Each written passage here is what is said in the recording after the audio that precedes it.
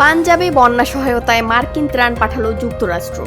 দৈনিক সংবাদ দিগন্ত পত্রিকার নিয়মিত আন্তর্জাতিক সংবাদের সাথে আমি ফারিয়া হেসান। পাকিস্তানের পাঞ্জাব প্রদেশে ভয়াবহ বন্যায় বিপর্যস্ত জনজীবনের সহায়তার হাত বাড়িয়েছে যুক্তরাষ্ট্র।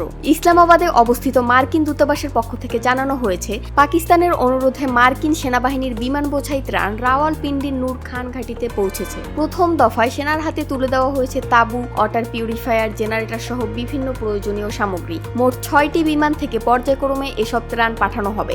আবহাওয়াবিদরা সতর্ক করেছেন 9 সেপ্টেম্বর পর্যন্ত ভারী বৃষ্টিপাত চলতে পারে। ভারত থেকে প্রবাহিত রাভি, শতদ্রু ও চেনাব নদী ইতিমধ্যেই উত্তাল হয়ে উঠেছে। পাঞ্জাব, যেখানে দেশের প্রায় অর্ধেক মানুষ বাস করেন এবং যা গম চালের প্রধান উৎপাদন কেন্দ্র, এই বর্ষায় সবচেয়ে বেশি ক্ষতিগ্রস্ত হয়েছে। জাতীয় দুর্যোগ ব্যবস্থাপনা কর্তৃপক্ষের হিসাব অনুযায়ী 26 জুন থেকে শুরু হওয়া বর্ষা মৌসুমে বন্যা ও বৃষ্টিপাতে সারা দেশে 905 জন প্রাণ হারিয়েছেন। ক্ষয়ক্ষতি সীমিত করতে সরকার নদী তীরবর্তী এলাকার বাসিন্দাদের সরিয়ে নিচ্ছে এবং সেনাবাহিনী উদ্ধার ও ত্রাণ কার্যক্রম চালাচ্ছে। গত শুক্রবার এক বৈঠকে প্রধানমন্ত্রী শেহবাজ শরীফ জলবায়ু পরিবর্তন মন্ত্রণালয়কে 2 সপ্তাহের মধ্যে একটি বিস্তৃত পরিকল্পনা তৈরির নির্দেশ দেন।